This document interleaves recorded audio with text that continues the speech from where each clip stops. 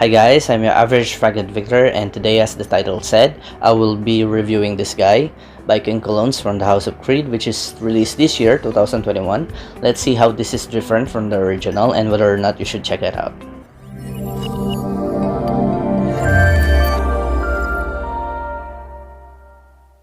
Special thanks to Earl, who led me this bottle for the review, a really nice guy that has love for niche fragrances, but he is not a snob. The notes behind this are Erwin and Olivier Creed, and this fragrance is marketed for men. This was released this year, 2021, available for 50 and 100 ml, no flacons yet as the recording of this video. Eau de parfum concentration and price at 175 pounds for the smaller one and 240 pounds for the bigger one. This came with an orange rectangular textured box with some white accent to it. You got the name of the fragrance and the house in front that has this metallic ink to it along with the Viking ship. You also got the size of the bottle below. At the back of the box, it has the logo of the house as well as a brief description of the scent and the signature of the perfumer. At the bottom has your ingredient information as well as a batch code, which is A9821P01. Opening this box reveals the hearted portrait of the founder, James Creed, along with Olivier Creed. You also got this paper that tells you a bit of a history of the house, and after that you got an extra flaps that holds the bottle in place to prevent any movement inside the box.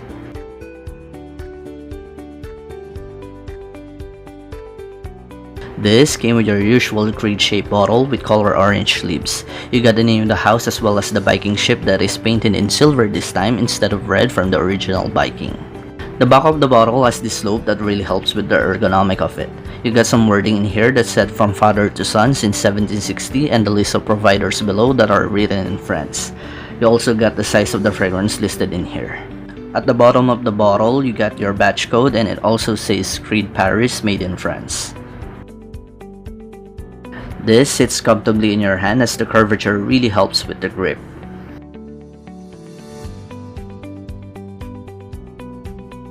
The cap has the logo of the house and this is made of metal, but it's not overly heavy like what you get from other fragrances.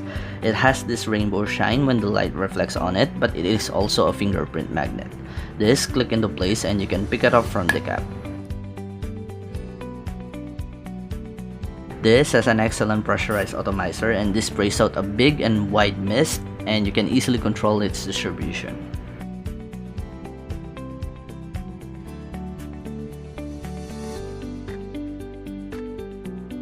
This opens up fresh and citrusy with mandarin orange, which is one of the most upfront note you'll get in the opening, along with the lemon and bergamot.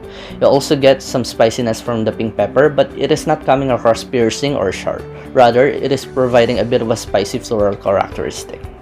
After about 15 minutes from the initial spray, the citruses kinda tone down a bit as you get more floral out of it. And it will start to transition to this aromatic scent profile as you get some rosy nuance coming from the geranium and a bit of a minty vibe coming from the rosemary.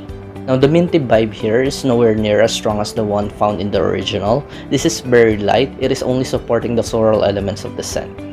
After an hour, it is now a very aromatic scent coming from the lavender, which is one of the most prominent notes you'll get in the mid, maintaining that clean and floral vibe characteristic to the scent. And at this point, the overall smell of this is now closer to the DNA of the original. In the far dry down, this will develop into a woody scent coming from the sandalwood and cedar, alongside with some greens from the vetiver and olibanum. Performance is just average on this. It has a decent projection for the first 1.5 hours, but it doesn't give you that big of a scent bubble. And after the 3-hour mark, it will be coming close to the skin. Longevity is around 5 to 6 hours. Spraying on your clothes will give you a bit of a boost to sillage to be able to leave a decent scent trail.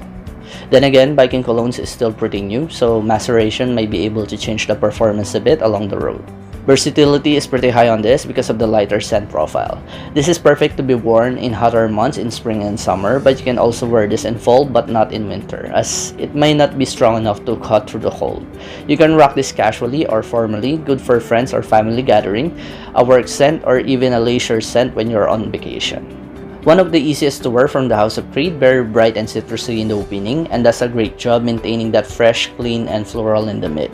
Now don't let the word floral scares you, as this is still coming across very masculine and it doesn't give off any feminine vibes.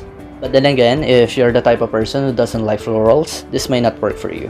While the original is much more matured than Viking Colognes, this is not a fragrance that is overly playful where the target market will be specifically for teenagers. This is a great gift idea, an easy-to-wear fragrance that is very versatile and made by a really well-known niche brand. As long as you're willing to pay that premium price tag, you can't really go wrong giving this to someone. Overall, Viking Cologne is a really nice fragrance, almost like a flanker to the original because of how they tweaked the DNA of it. And this smells really nice, but performance is short-lived as you can expect from a cologne version of Viking. Is this better than the original? In my humble opinion, the answer is no. Viking still has more depth and oomph to it, but this is not trying to replace the original. Rather, it was specifically made to be a lighter version, and they pretty much did a great job of it.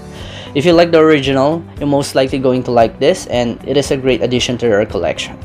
We all know by now that Creed is a luxury brand, and while this came much cheaper compared to the original Viking when it was initially released and compared to Aventus Cologne, this is still pretty expensive, and you can expect that price won't be going down on these fragrances unless you will be hunting down a partial bottle from the community.